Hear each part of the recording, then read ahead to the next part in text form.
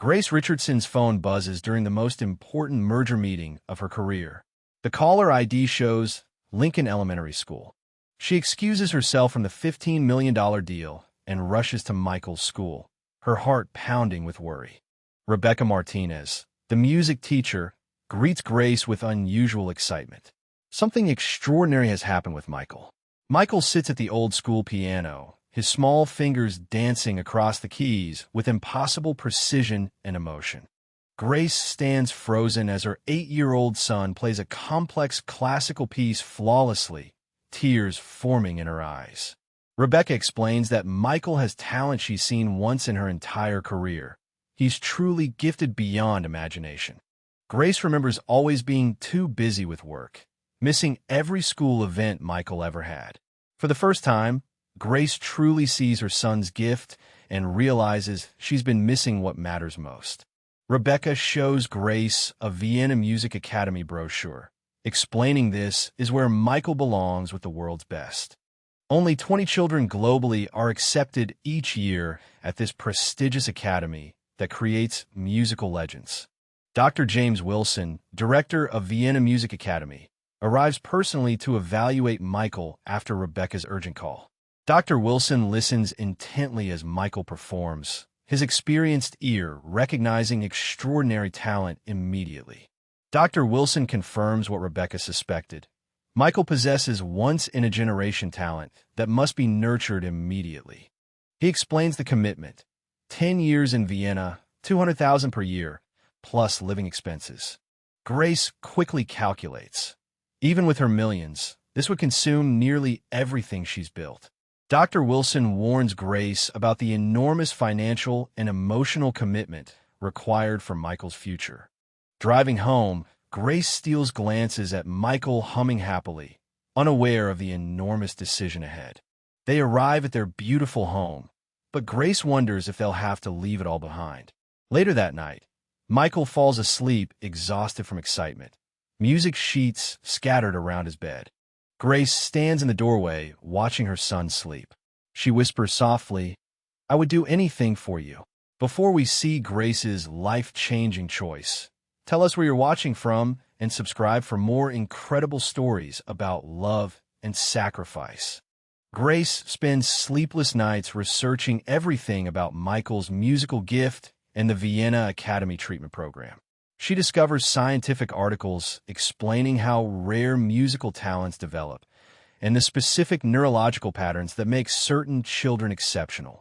Every piece of research confirms what Dr. Wilson told her.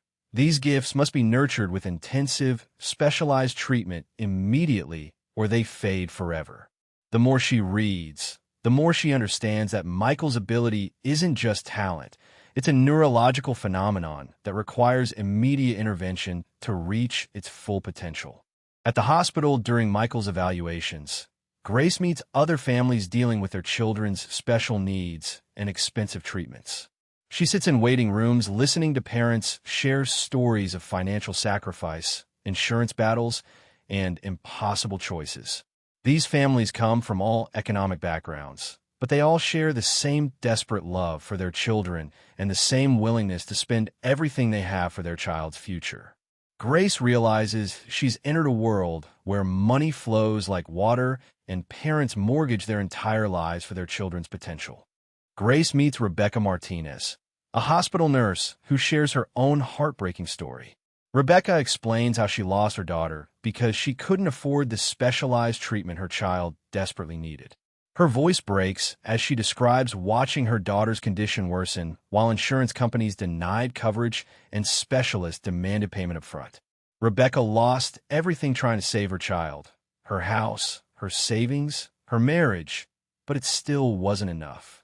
Now she works at the hospital, helping other families navigate the same impossible financial maze she once faced. Rebecca's story hits Grace like a physical blow. Even families with good insurance and middle-class incomes can lose everything when their children need specialized care. Rebecca explains that the medical and educational treatment industry preys on parents' love, knowing they'll pay anything for their children. She warns Grace that even being rich doesn't guarantee success. She's seen wealthy families drain trust funds sell businesses, and still come up short when their children needed long-term, specialized treatment. The costs never stop escalating, and the system is designed to extract every dollar parents can possibly provide. As Grace walks to her car, Rebecca's words echo in her mind. For the first time, she realizes that even with her $15 million fortune, the money might not be sufficient for Michael's needs. The Vienna Academy treatment isn't just tuition. It's housing, living expenses, additional private instruction, travel costs, and countless hidden fees that accumulate over 10 years. Grace begins to understand that wealth provides opportunity, but it doesn't guarantee outcomes. Even rich families can find themselves financially destroyed by their children's special needs, and the treatment Michael requires could easily consume her entire fortune. Dr. Wilson schedules a private consultation with Grace to discuss Michael's case in detail. As she sits in his office, surrounded by diplomas and awards, Grace prepares herself for difficult news. Dr. Wilson's reputation precedes him. He's known for his honesty about treatment timelines and costs. Parents seek him out because he tells the truth about what their children need, even when that truth is financially devastating. Grace knows this conversation will determine Michael's future, and she steels herself for whatever Dr. Wilson is about to reveal about the urgency of her son's situation. Dr. Wilson explains the critical urgency of Michael's situation with scientific precision. Musical neural pathways develop rapidly between ages 8 and 12, and every month of delay means losing irreplaceable development time. He shows Grace research studies proving that children who don't receive intensive treatment before age 9 lose significant potential permanently. The doctor's voice is grave as he explains that Michael's brain is at peak plasticity right now, but this window closes quickly and never reopens. They have exactly 3 months to begin the Vienna Academy treatment program, or Michael's extraordinary gift will plateau at a fraction of its true potential.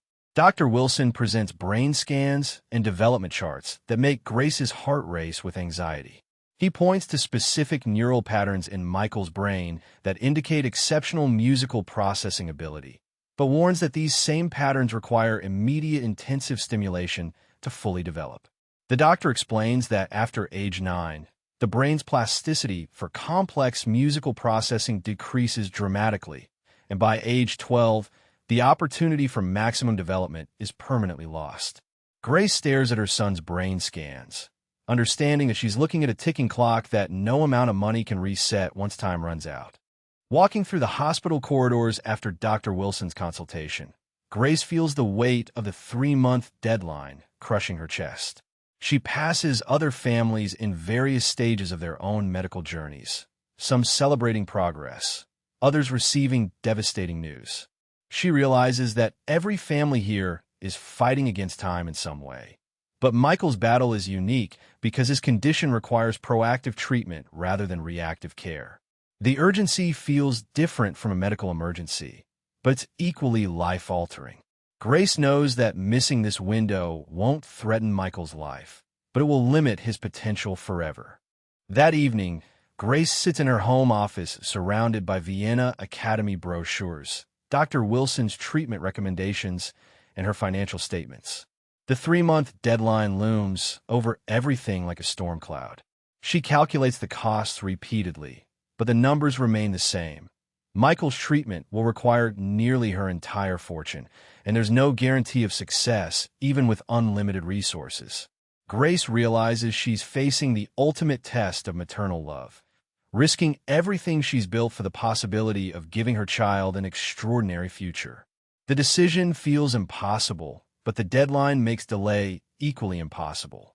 Grace arrives at her company's headquarters determined to get insurance approval for Michael's Vienna Academy treatment. She spent the weekend preparing a comprehensive case, gathering medical documentation from Dr. Wilson, and researching every possible coverage angle.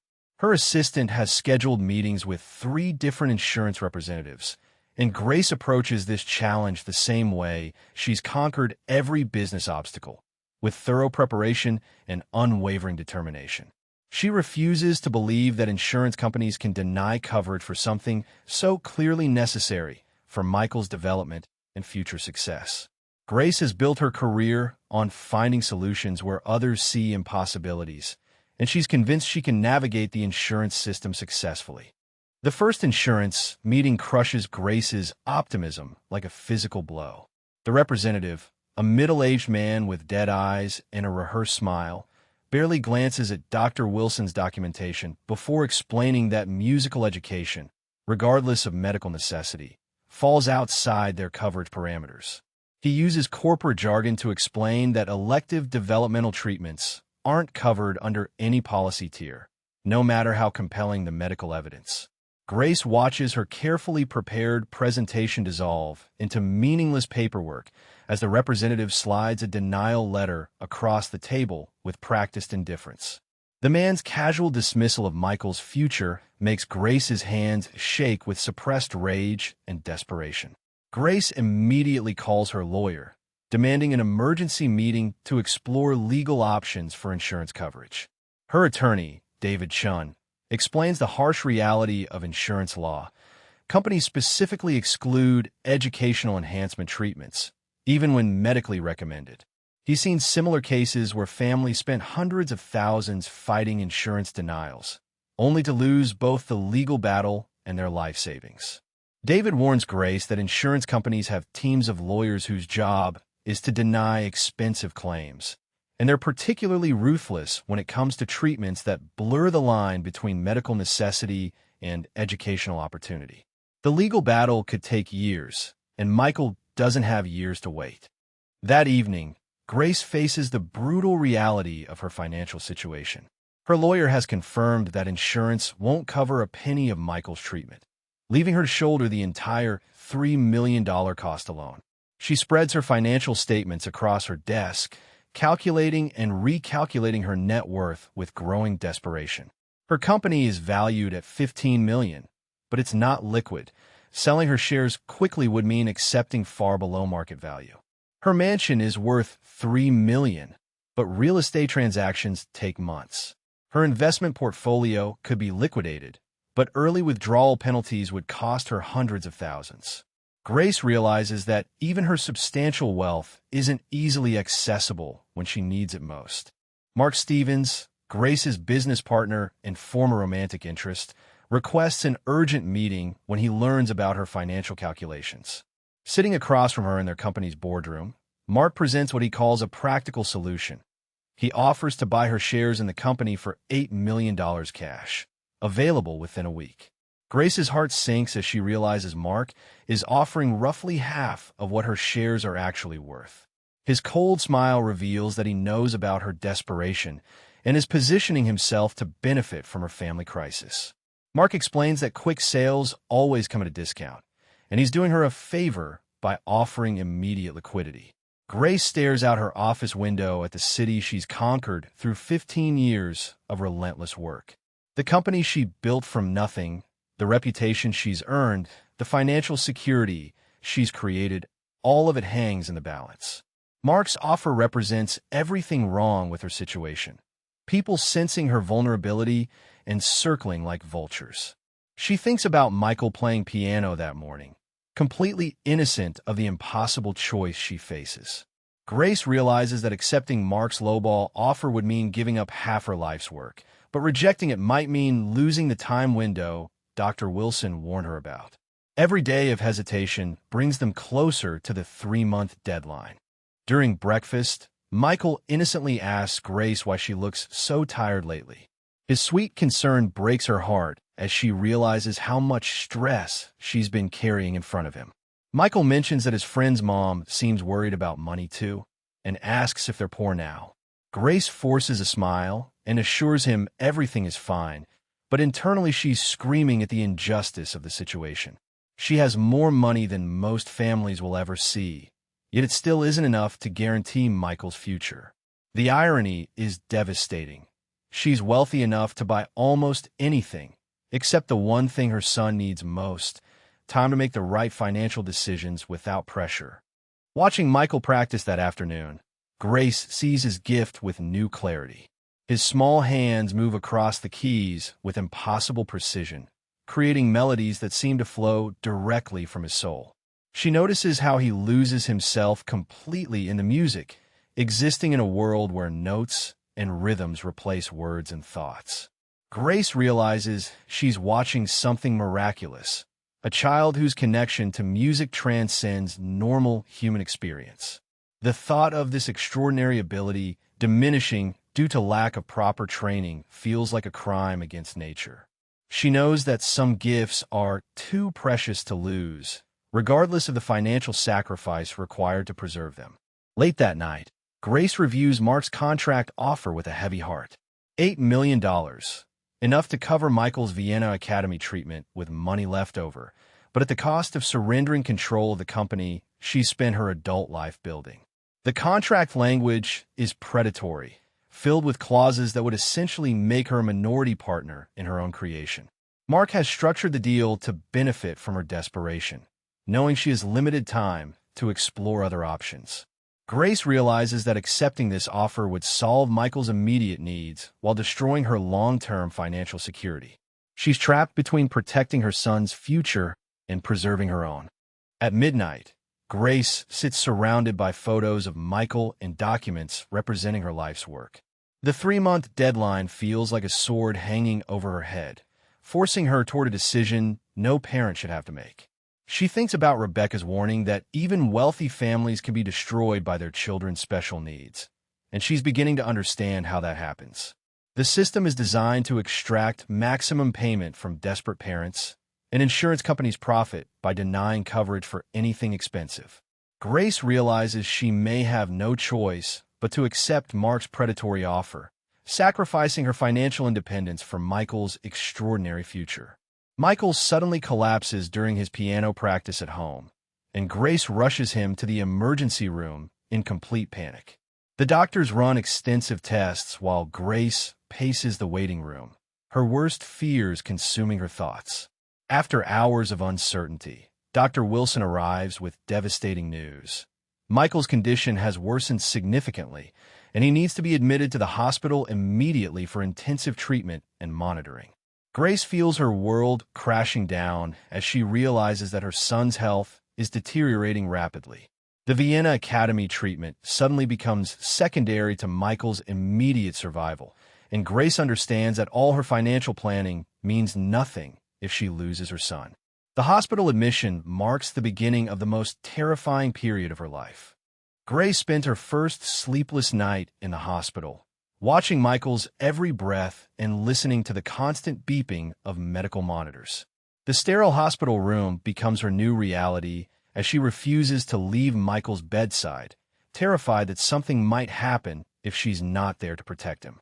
Nurses come and go throughout the night, checking Michael's vital signs and adjusting his medications, while Grace sits helplessly watching her son fight a battle she can't understand or control.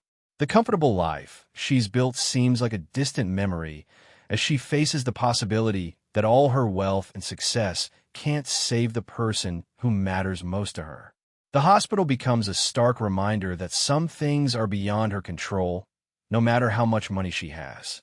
In the hospital's family waiting area, Grace meets other parents whose children are fighting various serious illnesses, and she's struck by the incredible strength and unity these families display. Despite coming from different economic backgrounds, these parents support each other through their darkest moments, sharing resources, information, and emotional comfort. Grace watches a mother with worn clothes comfort another parent who's just received bad news, and realizes that these families possess a kind of wealth that has nothing to do with money. They've learned to find strength in community and hope in each other's success stories. Grace, who's always been fiercely independent and self-reliant, begins to understand that her isolation has been a luxury she can no longer afford. These families show her that vulnerability and asking for help aren't signs of weakness, but necessary survival skills. Michael meets Lily Chun, a remarkable 12-year-old girl who's been battling terminal cancer for over a year, yet radiates more joy and wisdom than most adults Grace has ever met. Despite her own grim prognosis, Lily immediately takes Michael under her wing, teaching him how to navigate hospital life and showing him that courage isn't about not being afraid, but about finding reasons to smile despite the fear. Lily's positive attitude and mature perspective help Michael cope with his frightening medical situation, and Grace watches in amazement as this dying child becomes a source of strength for her son. Lily talks about her dreams and plans for the future with unwavering optimism, even though everyone knows her time is limited. Grace realizes she's witnessing something sacred, a child who's learned to find meaning and joy in every moment, regardless of circumstances. Pastor David Miller, the hospital chaplain, approaches Grace during one of her anxious walks through the corridors, but she initially rebuffs his offers of spiritual comfort with barely contained anger. Grace tells the pastor that she doesn't believe in a God who would allow innocent children to suffer, and that if God exists, he's either powerless or cruel for permitting such pain. Pastor Miller doesn't argue with her anger or try to provide easy answers, but instead listens with genuine compassion as Grace vents her fury and desperation. The pastor shares quietly that he's walked this journey with hundreds of families, and that questioning God during crisis isn't a sign of weak faith, but often the beginning of a deeper understanding. Grace finds herself drawn to the pastor's honest acknowledgement that some suffering seems senseless, and his gentle suggestion that sometimes faith means trusting in love rather than understanding divine plans. Grace observes the extraordinary friendship developing between Michael and Lily in the hospital's pediatric playroom, where seriously ill children find moments of normalcy despite their circumstances. Lily shows Michael her collection of handmade cards from supporters around the world, and Grace is moved by the global community that's rallied around this brave little girl. Michael, inspired by Lily's courage, begins to play piano in the playroom for other young patients, and Grace watches as her son's music brings comfort and joy to children facing their own battles. The contrast between her previous solitary, wealthy lifestyle and this community of families supporting each other through crisis becomes starkly apparent. Grace realizes that her money has isolated her from the kind of genuine human connection that these families have forged through shared struggle and mutual support. Dr. Wilson meets privately with Grace to discuss Michael's treatment options and prognosis, and the conversation forces her to confront the harsh reality that money can't solve every problem. The doctor explains that Michael's condition requires not just expensive treatments, but also time, hope, and the kind of emotional support that can't be purchased. Dr. Wilson has seen wealthy families destroy themselves, financially pursuing every possible treatment. And he's also seen poor families achieve remarkable outcomes through love, community support, and faith. He warns Grace that the most important thing she can give Michael isn't money for treatments, but her presence, strength, and unwavering belief in his future. The doctor's words force Grace to reconsider everything she thought she knew about what children need from their parents during crisis. During meals in the hospital cafeteria, Grace sits with other parents and listens to their stories of financial sacrifice, insurance battles, and the creative ways they've found to support their children's medical needs. She meets families who've organized fundraisers, started online campaigns, and received help from strangers who were moved by their children's stories. Grace learns about parents who've sold their homes, liquidated retirement accounts, and taken on crushing debt to pay for their children's care. Yet they speak about these sacrifices with pride rather than regret. These conversations force Grace to confront her own privileged perspective and realize that her financial resources, while helpful, don't automatically make her a better parent than those who have less. She begins to understand that love and sacrifice come in many forms, and that her money is just one tool among many for helping Michael. As Michael sleeps peacefully after a difficult day of treatments, Grace reflects on how dramatically her understanding of wealth and poverty has changed since entering the hospital community. She thinks about the families she's met who possess virtually no money but demonstrate incredible richness in their relationships, faith, and community connections. Grace realizes that her previous definition of success, measured in dollars and business achievements, seems hollow compared to the depth of love and resilience she's witnessed in these hospital corridors. She begins to question whether her fierce independence and self-reliance have actually impoverished her emotionally and spiritually. The thought of accepting help from others, which once seemed impossible to her prideful nature, now feels like a necessary step toward becoming the kind of mother Michael needs during this crisis. Late that night, as Grace holds Michael's hand and listens to his peaceful breathing, she finally begins to understand what Pastor Miller meant about faith being more about love than understanding.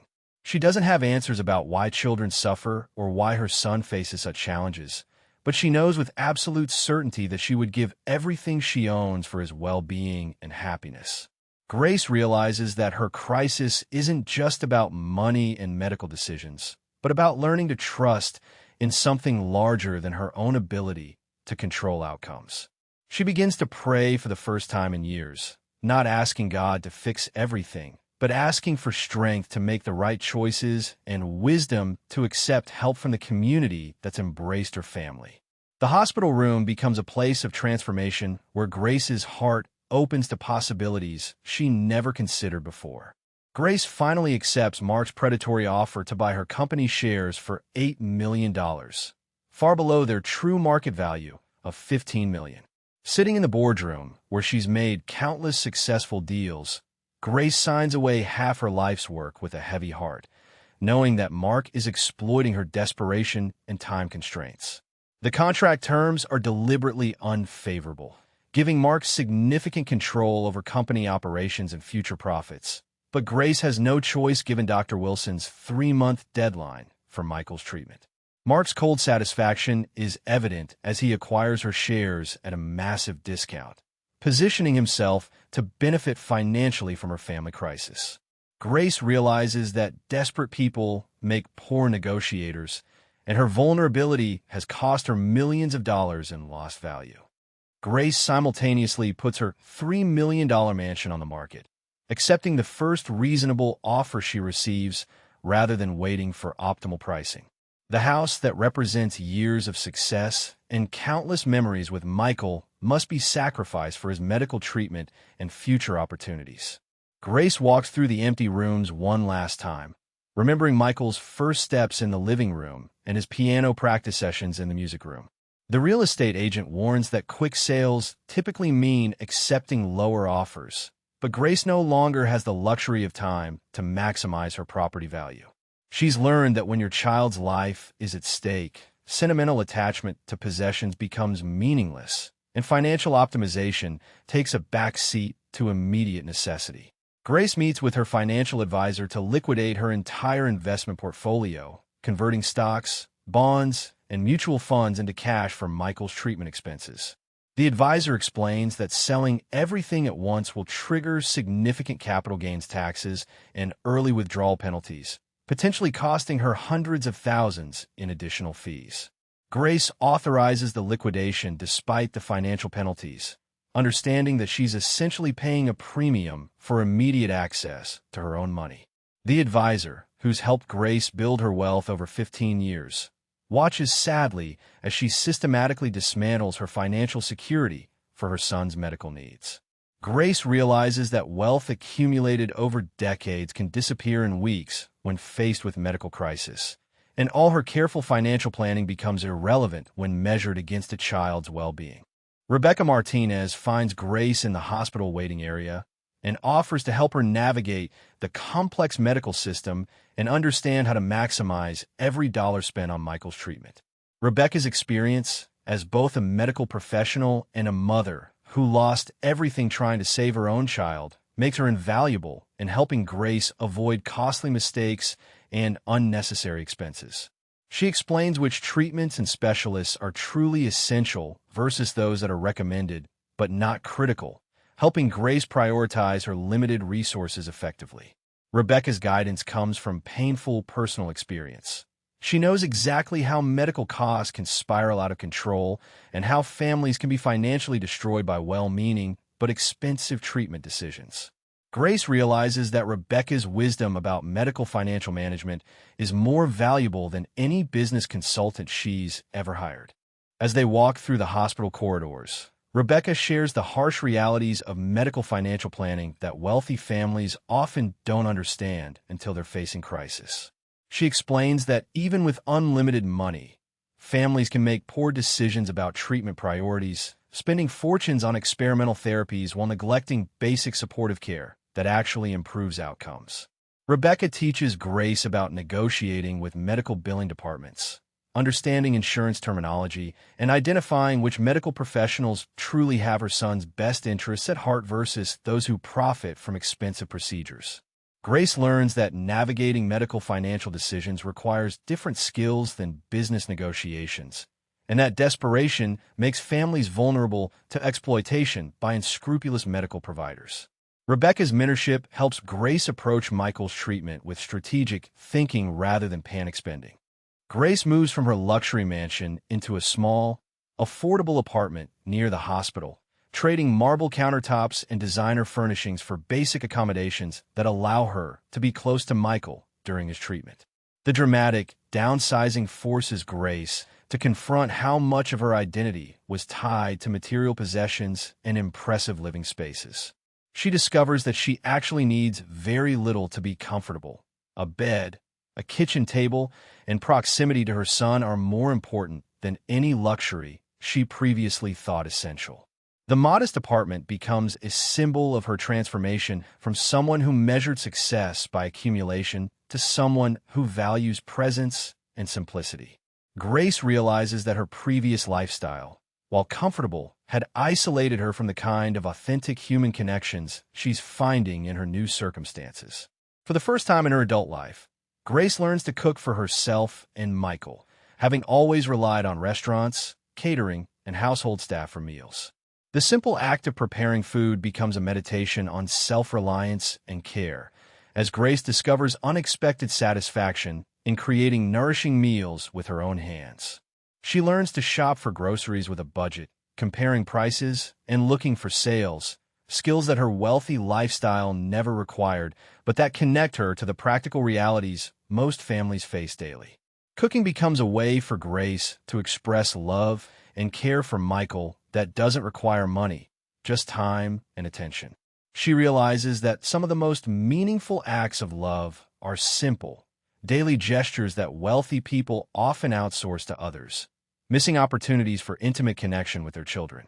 Grace learns to use public transportation to travel between her apartment and the hospital, trading her luxury car for buses and trains that serve the city's working families. Initially uncomfortable and out of place among commuters who clearly recognize her privileged background, Grace gradually learns to navigate public transit systems and appreciate their efficiency and community aspects. She meets other hospital families who rely on public transportation and begins to understand how transportation costs and accessibility affect families' ability to be present for their children's medical care. The daily bus rides become opportunities for Grace to observe and connect with people from different economic backgrounds, broadening her perspective on how families manage crisis with limited resources. Grace discovers that public transportation, while less convenient than private cars, provides unexpected opportunities for human connection and community observation. During his hospitalization, Michael displays extraordinary maturity and emotional intelligence, often comforting Grace when she becomes overwhelmed by their circumstances rather than focusing on his own fears and discomfort.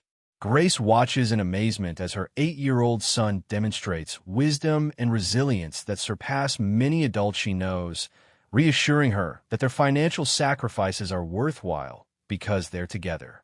Michael expresses more concern about Grace's stress and exhaustion than about his own medical treatments, showing an understanding of sacrifice and love that moves everyone who meets him. The nurses and doctors frequently comment on Michael's remarkable emotional strength and his ability to encourage other young patients facing their own medical challenges. Grace realizes that Michael's character and values are more precious than any material wealth she could provide, and that his natural compassion and strength are gifts that no amount of money could purchase or replace. Grace finds herself drawn to the hospital chapel, where she begins attending sessions with Pastor Miller as she struggles to find meaning and strength in her family's crisis. Initially resistant to any spiritual comfort, Grace slowly opens her heart to the possibility that faith might provide resources beyond her own determination and financial planning. Pastor Miller helps Grace understand that accepting help from others and trusting in something larger than herself isn't a sign of weakness, but a necessary part of human survival and growth. Through quiet conversations and prayer, Grace begins to release her need to control every outcome and instead focuses on being present for each day's challenges and blessings. The chapel becomes a refuge where Grace can acknowledge her fears and limitations while finding strength to continue making the difficult decisions that Michael's situation requires, trusting that love and sacrifice often lead to outcomes beyond human planning or understanding. Michael's treatment begins immediately, and Grace receives her first weekly billing statement that makes her heart stop: $50,000 per week for his intensive medical care and specialized procedures. The hospital billing administrator explains that this amount covers Michael's round-the-clock monitoring, experimental treatments, medications, and the team of specialists required for his complex case. Grace stares at the itemized bill, calculating that even with her millions, this weekly expense will drain her resources faster than she ever imagined possible. The $50,000 weekly cost becomes a countdown timer, marking exactly how long her fortune can sustain Michael's life-saving treatment. Grace realizes that wealth measured in millions can disappear in months when measured against medical expenses of this magnitude. Week after week, Grace writes checks for $50,000, watching her bank balance decrease by exactly that amount every 7 days like clockwork. The repetitive act of paying Michael's weekly medical bills becomes a ritual that marks time differently than any calendar or clock. Each payment represents another week of Michael's life, another week of hope, and another step closer to financial exhaustion. Grace develops a strange relationship with these enormous weekly payments, simultaneously grateful that she can afford them and terrified by how quickly they're consuming her life's work. The hospital cashier recognizes Grace's weekly routine and treats her with respectful sympathy, understanding that each payment represents both tremendous love and devastating financial sacrifice. After 6 months of $50,000 weekly payments, Grace's financial situation has changed dramatically, and she begins searching for a small, affordable apartment near the hospital to reduce her living expenses and be closer to Michael. The apartment hunt forces Grace to confront how drastically her housing needs have changed, from a mansion with multiple bedrooms and luxury amenities to a simple 2-bedroom unit with basic appliances and minimal space. Grace tours modest apartments that cost less in monthly rent than she used to spend on single dinners, learning to evaluate properties based on necessity rather than status or comfort. The apartment search becomes a practical education in budget living, as Grace learns about rental applications, security deposits, and the housing market that serves working families rather than wealthy executives. Grace moves into a small apartment near the hospital and faces the reality of cooking for herself and Michael for the first time in her adult life. Having always relied on restaurants, catering services, and household staff for meals, Grace must learn basic cooking skills while managing her emotional and financial stress. She shops at grocery stores with a strict budget, comparing prices and learning to plan meals around sales and affordable ingredients rather than convenience and preference. The kitchen becomes a classroom where Grace discovers that preparing food requires time, patience, and creativity, resources that money can't purchase but that express love in ways her previous lifestyle never allowed. Learning to cook becomes both a practical necessity and an unexpected source of satisfaction as Grace finds peace in the simple act of nourishing her family with her own hands. Grace learns to navigate the city's public transportation system to travel between her apartment and the hospital, trading her luxury vehicles for buses and trains that serve the community she's now joined financially. Initially uncomfortable and uncertain about routes, schedules, and etiquette, Grace gradually adapts to public transit and begins to appreciate its efficiency and the glimpses it provides into other people's daily lives. She meets other hospital families who rely on public transportation, understanding for the first time how transportation costs and accessibility affect families' ability to be present during medical crises.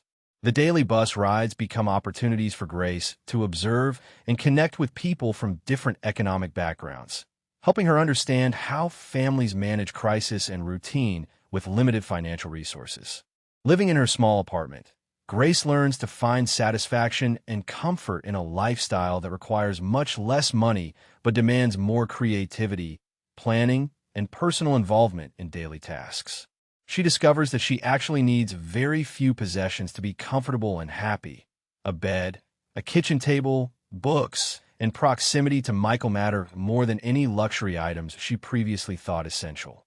The apartment becomes a laboratory for learning about contentment that isn't based on material accumulation, as Grace finds unexpected pleasure in simple activities like reading in a comfortable chair or sharing meals at a small kitchen table.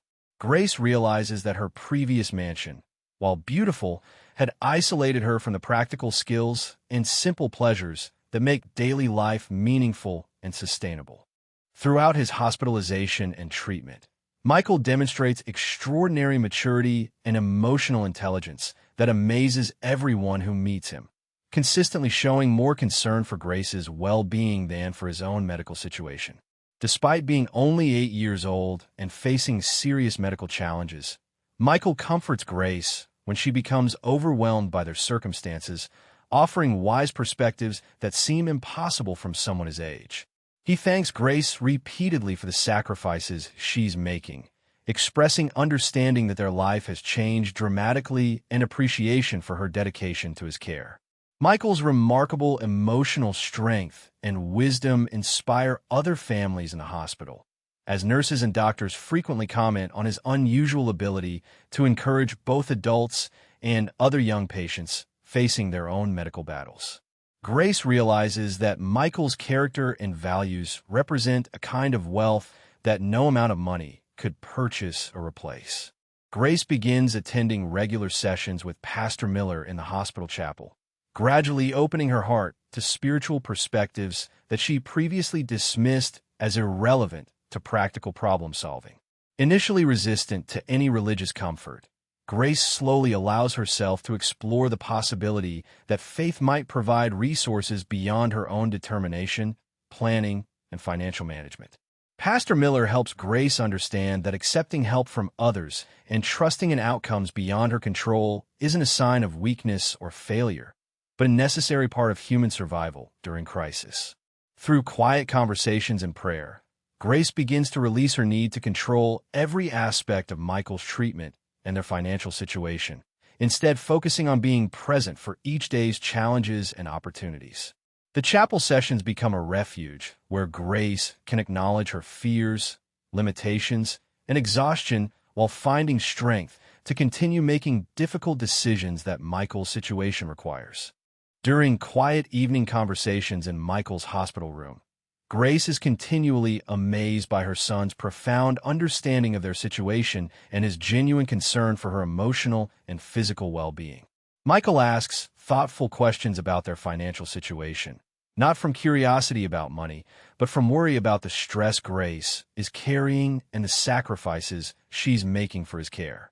He expresses gratitude for their small apartment, simple meals, and bus rides, finding joy and adventure in experiences that Grace initially saw as hardships or steps down from their previous lifestyle. Michael's perspective helps Grace realize that their dramatic lifestyle change has actually brought them closer together and given them experiences and conversations that their previous wealthy isolation never allowed. Grace understands that Michael is learning invaluable lessons about resilience, gratitude, and human connection that will serve him throughout his life regardless of their economic circumstances. As Grace prepares a simple dinner in her small apartment kitchen, she reflects on the profound transformation her family has experienced over the past 6 months of medical crisis and financial sacrifice. The woman who once measured success in millions of dollars in business achievements now finds satisfaction in successfully preparing nutritious meals, navigating public transportation, and creating a comfortable home with minimal resources. Grace realizes that the skills she's learned, cooking, budgeting, using public transportation, and living simply, have connected her to practical realities and daily rhythms that her wealthy lifestyle had insulated her from experiencing. She understands that while her financial resources have dramatically decreased, her emotional and spiritual resources have grown in ways she never anticipated. The small apartment kitchen becomes a place of gratitude, where Grace recognizes that her family's crisis has taught her about forms of wealth and success that can't be measured in dollars, but that provide deeper satisfaction and meaning than her previous lifestyle ever offered.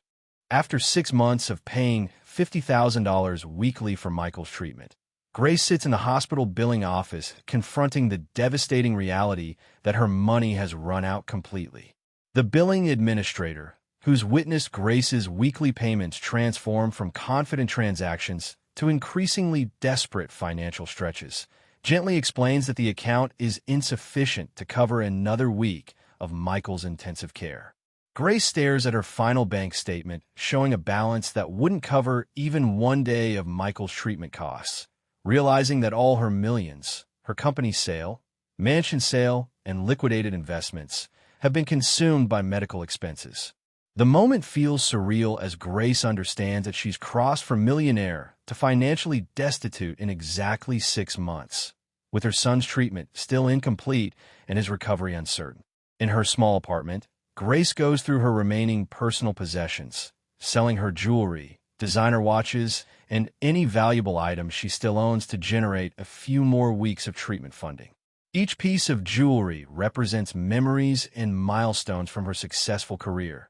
The diamond necklace she bought after her first $1 million deal, the gold bracelet that celebrated her company's 5th anniversary, the pearl earrings her mother gave her for graduation. Grace takes these treasured items to local pawn shops and jewelry buyers, accepting fractions of their original value because she needs cash immediately rather than optimal pricing. The process of selling her personal treasures becomes a final surrender of her previous identity as a successful businesswoman, as Grace trades symbols of achievement for a few more days of her son's medical care. Even her wedding ring from her brief marriage goes to the pawn shop, leaving Grace with nothing but the clothes she wears and her unwavering commitment to Michael's recovery. Lily's condition deteriorates dramatically over several days, becoming much weaker and requiring intensive medical support that worries everyone who's grown to love this brave 12-year-old. Despite her physical weakness and the seriousness of her condition, Lily continues to encourage Grace and express concern for Michael's treatment and recovery with remarkable wisdom and maturity. Lily whispers to Grace that she's learned during her illness that the most important thing isn't being afraid of what might happen, but being grateful for the love and support that surrounds them every day. Grace holds Lily's small hand as the girl's condition remains critical but stable, understanding that she's witnessing extraordinary courage from a child who refuses to let fear overcome her positive spirit. Lily tells Grace that watching people care about Michael's recovery has taught her that families are made not just by blood, but by people who choose to support and love each other through the most difficult circumstances. Lily is moved to intensive care as her condition becomes more serious, and Grace joins other hospital families in maintaining a constant supportive presence for this child, who's become like a daughter to all of them during their shared medical journey. The intensive care unit becomes a gathering place where families who've grown close through months of mutual support come together to encourage Lily and her family during this frightening time. Grace realizes that Lily's worsening condition represents the harsh reality that even the most courageous children and dedicated families face uncertain outcomes when dealing with serious illnesses. The families take turns sitting with Lily, reading to her, playing her favorite music, and ensuring that she never feels alone during this critical period of her treatment. Grace understands that this community vigil represents the deepest expression of the bonds that have formed among families who've supported each other through their individual medical crises. As Lily's medical condition requires more intensive and expensive treatment, Grace learns that her family cannot afford the escalating costs, and without hesitation, Grace offers to help pay for some of Lily's medical expenses. Despite her own financial desperation, Grace uses the last of her money from selling her jewelry to contribute to Lily's treatment fund, knowing that this act of generosity will leave her with nothing for Michael's continued care. Grace insists that helping Lily is more important than preserving money for uncertain future needs, feeling that this extraordinary child deserves every possible chance for recovery. The decision to spend her final resources on Lily's treatment represents Grace's transformation from someone who hoards resources for personal security to someone who gives everything for love and community. Grace signs over her last remaining funds, knowing that this choice will leave her family completely destitute, but feeling that Lily's courage and friendship have earned this sacrifice. After contributing her last money to help with Lily's treatment costs, Grace walks through the hospital corridors feeling both profound satisfaction and terrifying uncertainty about her family's future. Other families notice what Grace has done and express deep gratitude and admiration for her generosity, understanding that she's sacrificed her own financial security to help another child in need. Grace realizes that spending her final resources on Lily's care wasn't just about helping one family, but about honoring the community bonds that have sustained all of them through their individual medical challenges. The hospital corridor becomes a place where Grace processes the reality that she's now completely without financial resources, but rich in relationships and community connections that she never experienced during her wealthy, isolated previous life. Grace understands that her act of generosity has created a debt of love and mutual support that extends far beyond monetary calculations. Days after helping Lily's family, Dr. Wilson meets with Grace to discuss Michael's treatment progress and delivers devastating news. Michael needs at least 3 more months of intensive care to complete his recovery, but Grace has no money left to pay for continued treatment.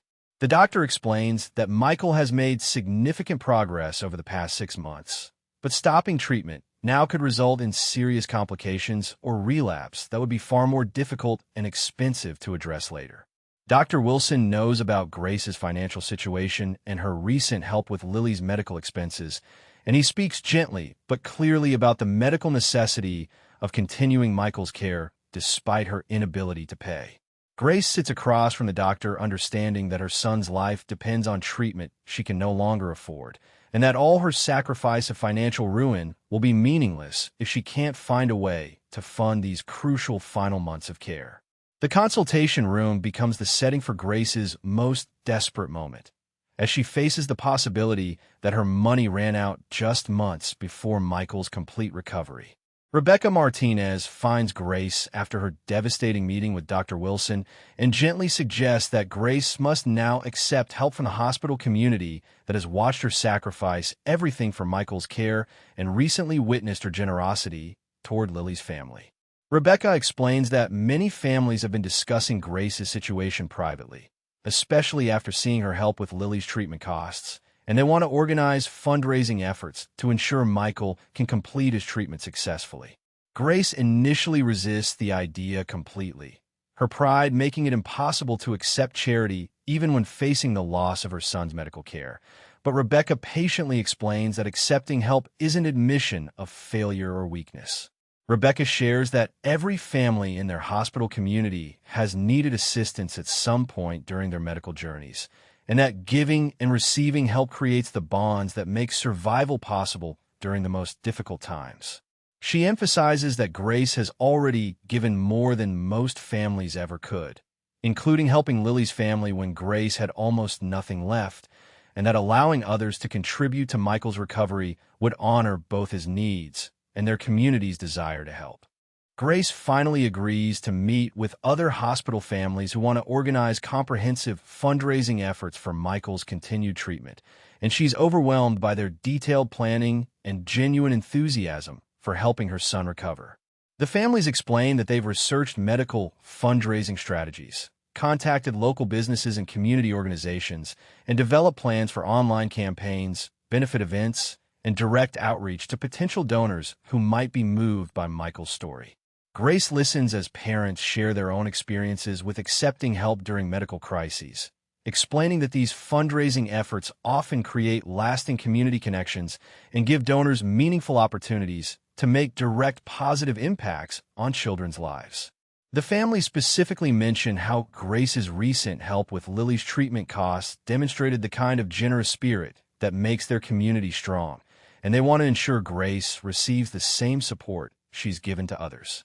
The meeting becomes an education for Grace about community-based problem solving and mutual support, as she witnesses families apply dedication and strategic thinking to helping others that matches her previous business approach.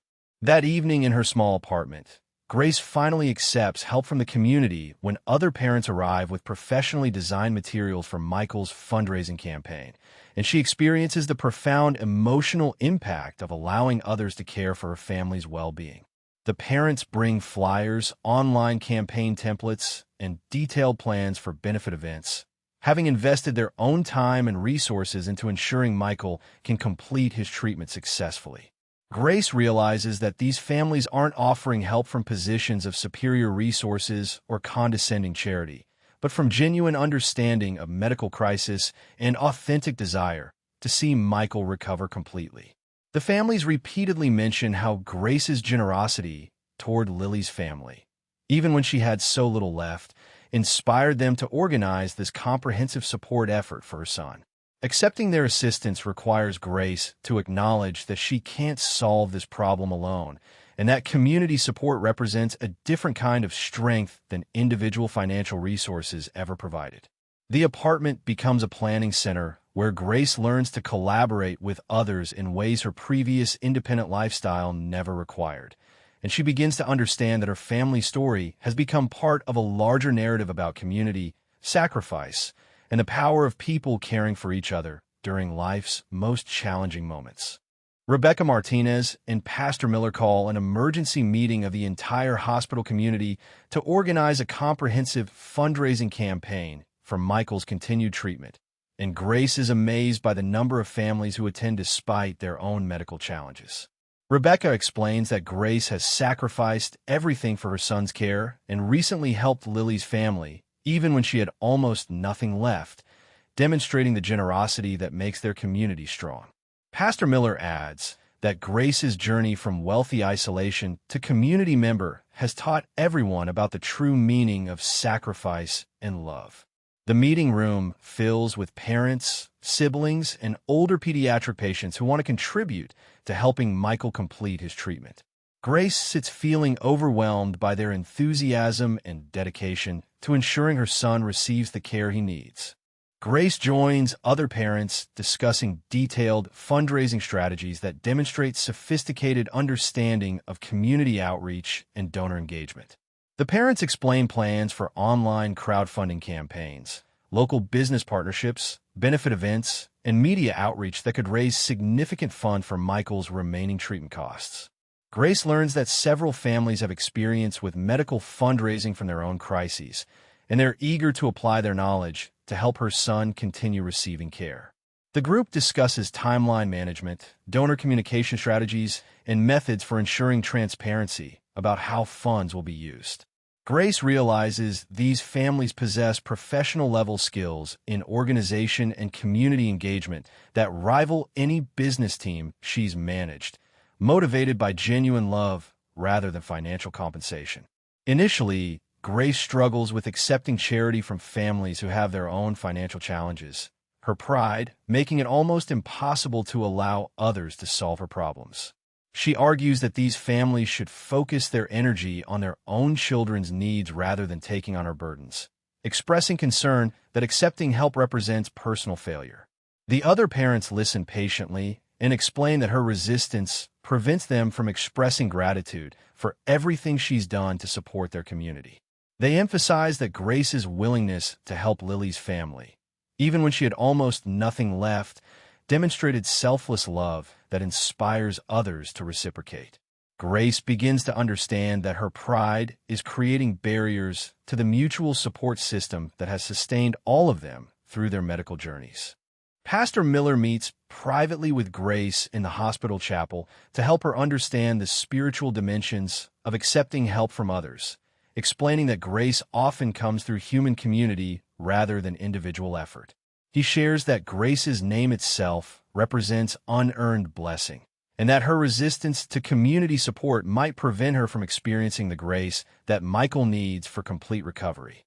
Pastor Miller explains that accepting help requires the same faith and surrender that characterizes spiritual growth, and that learning to receive assistance gracefully is often more difficult than giving it generously.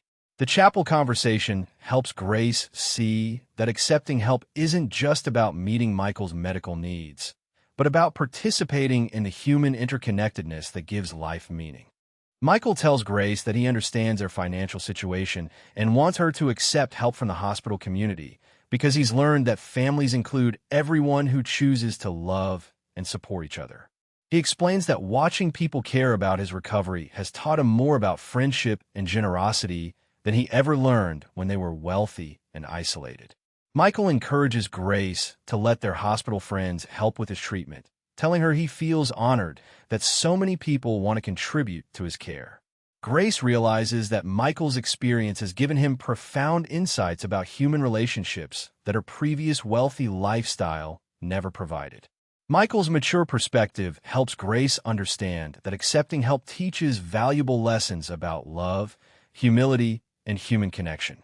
Grace finally agrees to participate in the community fundraising effort, overwhelmed by the detailed planning and professional quality materials that families have prepared for Michael's campaign. The parents show Grace website designs, social media strategies, benefit event proposals, and media outreach plans that demonstrate months of preparation and significant personal investment. Grace learns that several families have contacted local businesses, community organizations, and regional media outlets to build awareness for Michael's story. The fundraising committee explains their timeline, goals for different donation types, and plans for keeping donors informed about Michael's progress. Grace realizes that accepting this help means joining a sophisticated community effort that extends beyond their hospital walls. As word spreads about Michael's fundraising campaign, Grace is amazed to see hundreds of people expressing enthusiasm about helping her son complete his recovery. Families that Grace helped during her hospital months approach her with gratitude and excitement about contributing to Michael's care, explaining they've been looking for ways to repay her generosity. Grace meets hospital staff, local business owners, community volunteers, and strangers who've heard Michael's story and want to participate. The hospital corridors become gathering places where people discuss fundraising events and express genuine concern about Michael's progress. Grace realizes their campaign has tapped into a network of generosity and community spirit that she never knew existed. Grace's ex-husband David, who abandoned their family when Michael was 2, suddenly reappears after learning about their crisis through social media coverage of their fundraising campaign. David approaches Grace, offering substantial financial assistance for Michael's treatment, claiming he wants to fulfill his responsibilities as Michael's father and help resolve their crisis. Grace listens with growing anger as David explains he's now financially successful and capable of paying for Michael's remaining treatment costs, presenting his offer as a practical solution that would eliminate the need for community fundraising. David suggests this would allow Grace to maintain her privacy and dignity while ensuring Michael receives optimal care. Grace realizes David's offer represents everything she's learned to reject: the belief that money alone can solve complex human problems. Grace firmly rejects David's financial offer, explaining that Michael needs a father's love and commitment rather than money, and that their crisis has taught her to value community relationships over individual wealth. She tells David that the hospital families who've supported them represent the kind of authentic caring that money can't purchase and that Michael deserves in his life. Grace explains that accepting help from their hospital community feels completely different from accepting money from someone who abandoned them, but now wants to buy his way back. She emphasizes that Michael has learned profound lessons about friendship, community, and resilience through their struggle, and David's money would deprive them of meaningful relationships. Grace walks away understanding she's choosing community support over financial security, feeling confident this choice serves Michael's immediate needs and long-term development. That evening, Grace reviews the overwhelming response to Michael's fundraising campaign and feels profound gratitude for the community that has embraced her family with such generosity and authentic caring. She reads through hundreds of messages from donors, volunteers, and supporters who've contributed time, money, and emotional energy to ensuring Michael can complete his treatment successfully.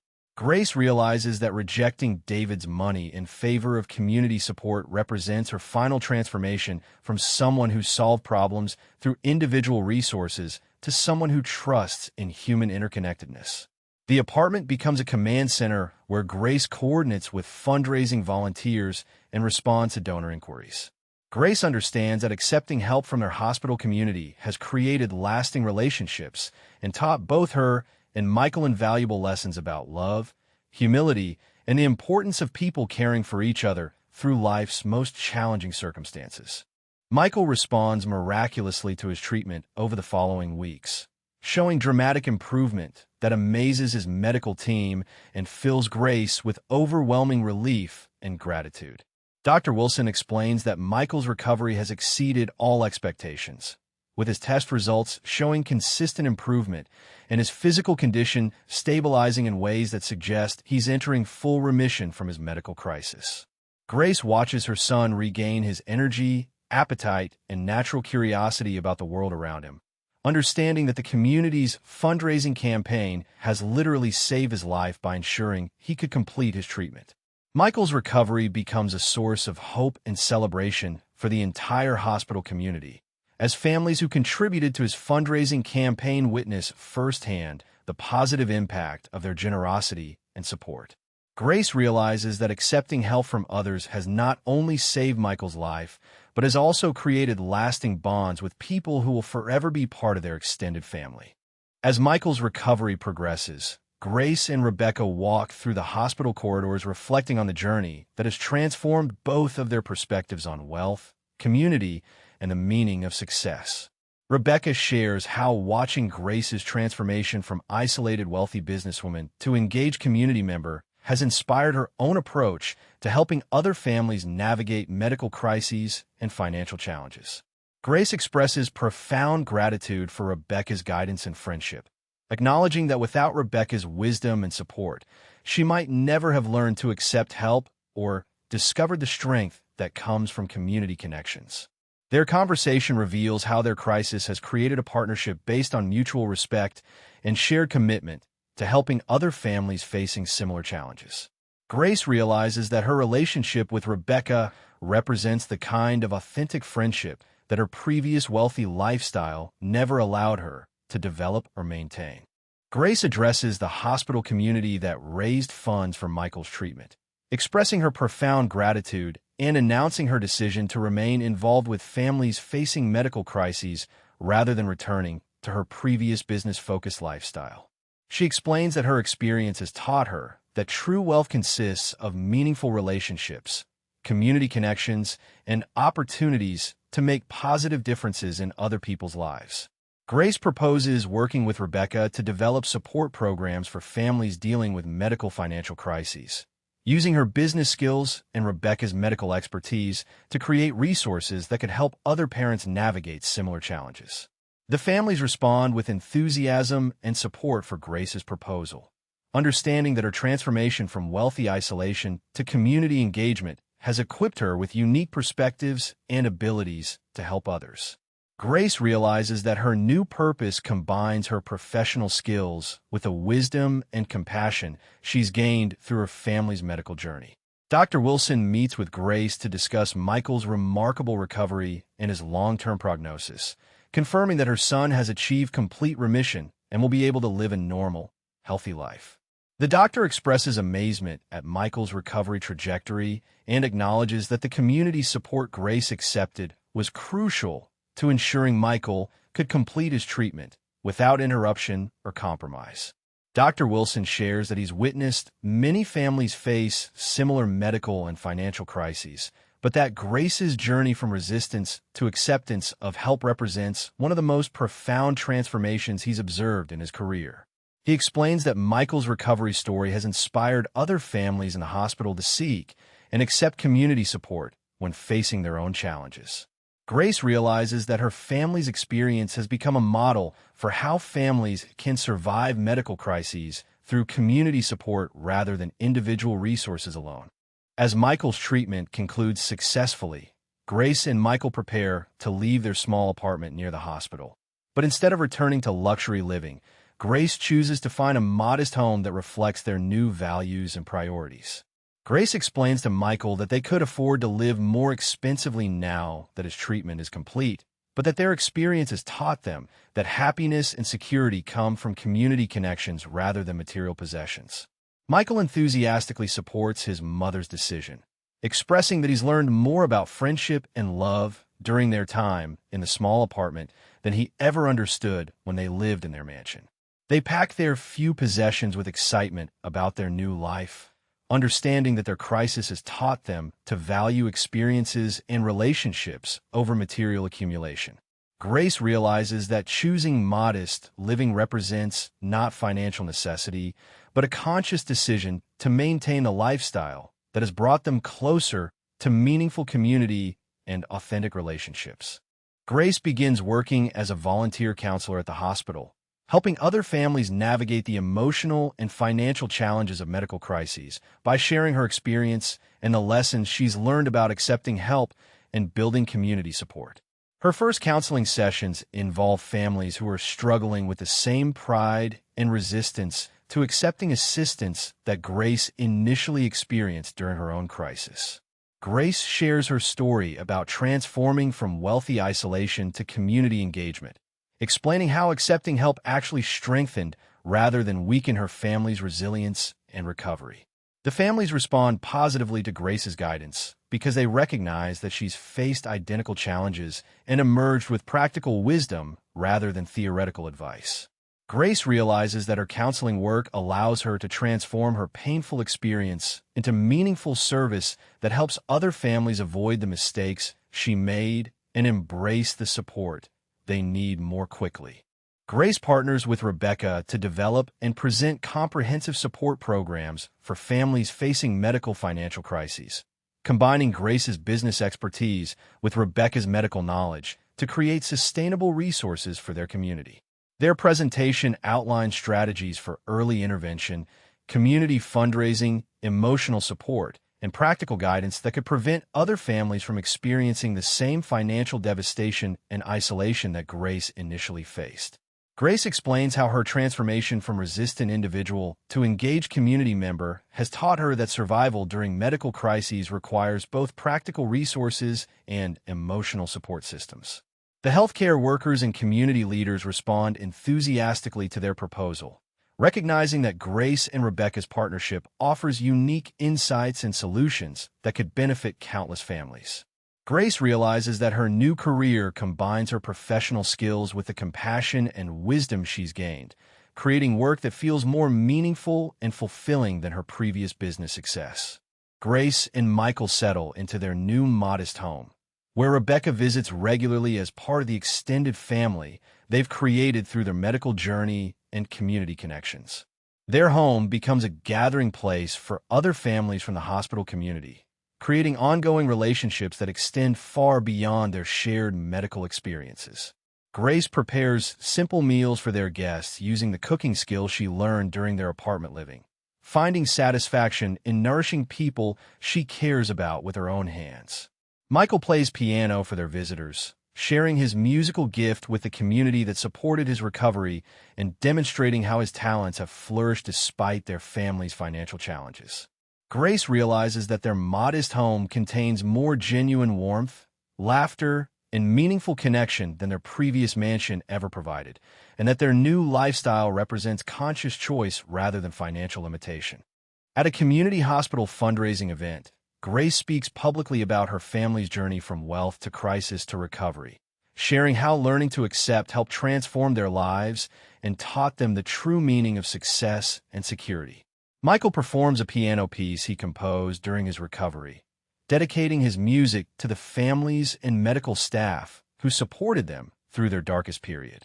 Grace's speech moves the audience as she explains how losing everything financially taught her to gain everything spiritually and emotionally, and how their crisis created opportunities for meaningful relationships that money could never purchase. The event raises significant funds for other families facing medical crises, demonstrating how Grace's story has inspired ongoing community support for children and families in need. Grace realizes that sharing their experience publicly helps other families understand that accepting help represents strength rather than weakness, and that community support can transform medical crises into opportunities for growth and connection. As evening falls, Grace and Michael sit together in their modest home's garden, reflecting on their incredible journey from medical crisis to recovery, from isolation to community, from financial wealth to spiritual richness. Grace shares with Michael how their experience has taught her that the most valuable things in life cannot be purchased with money, but must be earned through love, sacrifice, and authentic relationships with others. Michael expresses gratitude for everything they've experienced together, explaining that he feels richer now in their small home with their hospital family than he ever felt in their mansion with all its luxuries. They watch the sunset together, understanding that their crisis has ended, but their new life of service, community, and meaningful relationships is just beginning. Grace realizes that losing her fortune was the best thing that ever happened to them because it taught them to find forms of wealth that can never be lost or taken away. Love, community, purpose, and the deep satisfaction that comes from helping others survive their own most difficult challenges. Grace and Michael visit Lily's grave on the first anniversary of their hospital community friendship, bringing flowers and sharing memories of the remarkable 12-year-old who taught them both about courage and hope during their darkest period. Michael places his hand on Lily's headstone and tells her about his complete recovery, his return to school, and how he's using his musical talents to help other children in the hospital. Grace reflects on how Lily's wisdom about accepting help and building community relationships saved their family in ways that extended far beyond medical treatment. They promise Lily that they'll continue honoring her memory by helping other children and families facing medical crises, ensuring that her legacy of love and courage lives on through their service to others. In their modest home's kitchen, Grace and Michael prepare care packages for families currently facing medical crises at the hospital, filling bags with practical items, encouraging notes, and information about support resources. Michael contributes drawings and small musical compositions he's created specifically to bring comfort to other sick children, while Grace includes guidebooks she's written about navigating medical financial challenges. Their kitchen has become a production center for ongoing community service, as they regularly create resources to help other families avoid the isolation and desperation that Grace initially experienced.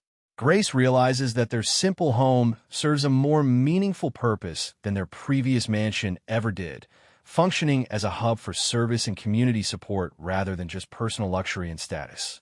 Michael returns regularly to the hospital as a volunteer, playing piano for current pediatric patients and sharing his own recovery story to encourage other children facing similar medical challenges. His music brings comfort and hope to children undergoing difficult treatments, and his personal testimony about recovery helps families believe that their current struggles can lead to positive outcomes. Grace watches from the doorway as Michael connects with other young patients, understanding that his experience has given him a unique ability to provide peer support that adult counselors cannot offer. Michael's volunteer work represents the perfect use of his musical talents, not for personal fame or financial gain, but for healing and encouragement of others facing their own battles.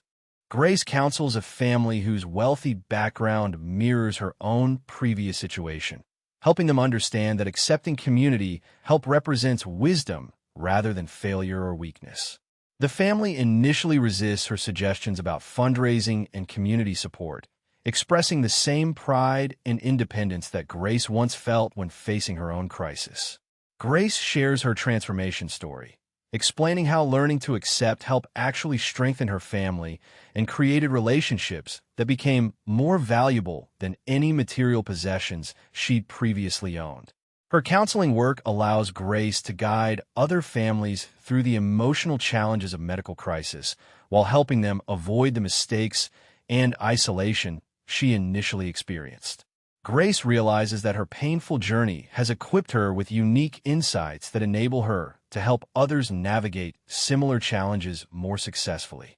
Grace and Rebecca present their comprehensive family support program to a regional conference of medical professionals, sharing strategies they've developed for helping families manage medical crises through community engagement and mutual support.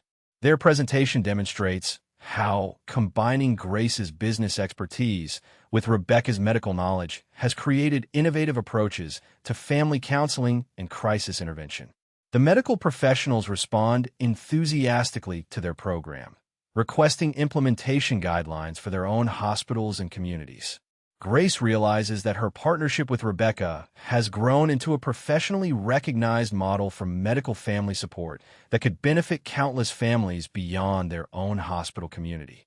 Their collaborative work represents the perfect fusion of Grace's transformed values with her original professional skills.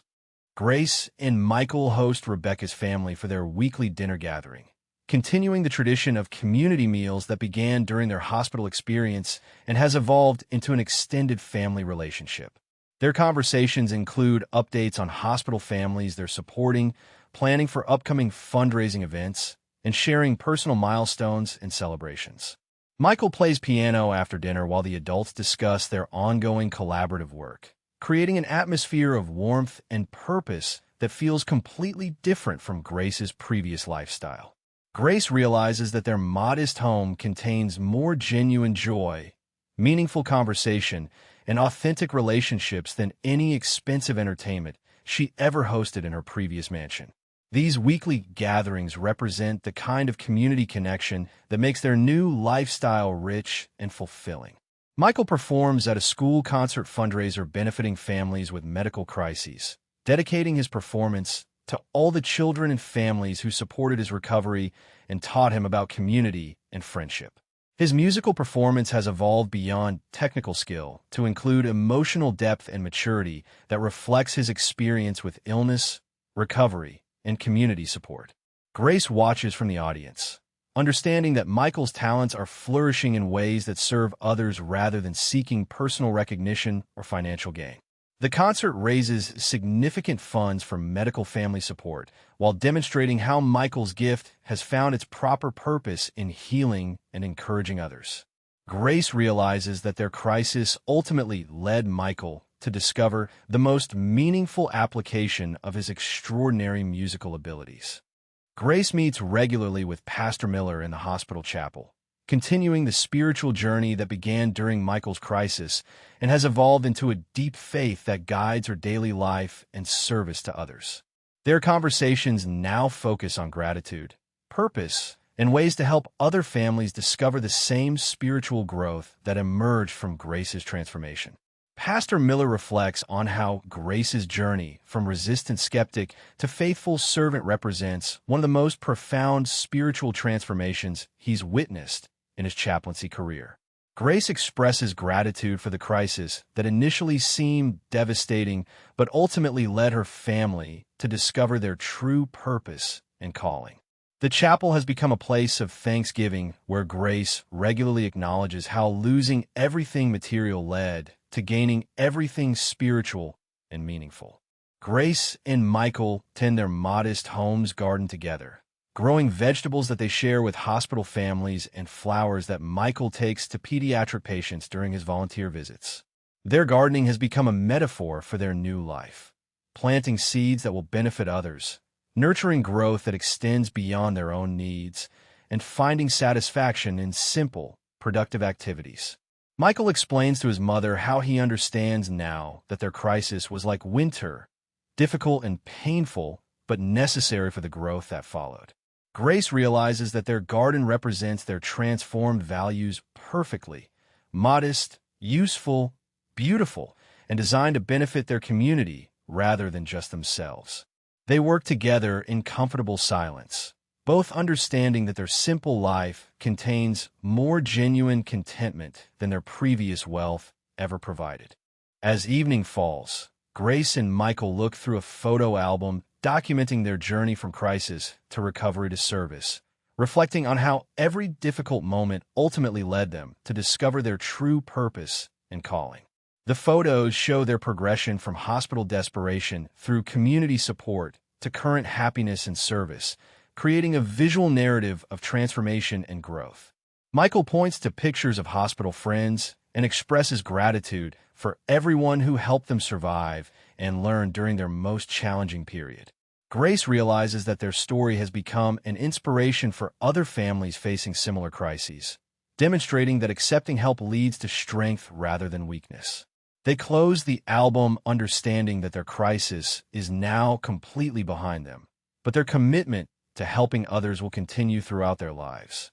Grace reflects on how grateful she is that their medical emergency taught them lessons about love, community, and purpose that no amount of money could have provided, and she looks forward to years of meaningful service ahead. Hey everyone, we've come to the end of Grace and Michael's incredible journey. What did you think of their story? Drop a comment below letting us know where you're watching from. And if this story touched your heart, please give a thumbs up and subscribe for more amazing true stories that show how love and sacrifice can transform our lives in the most unexpected ways.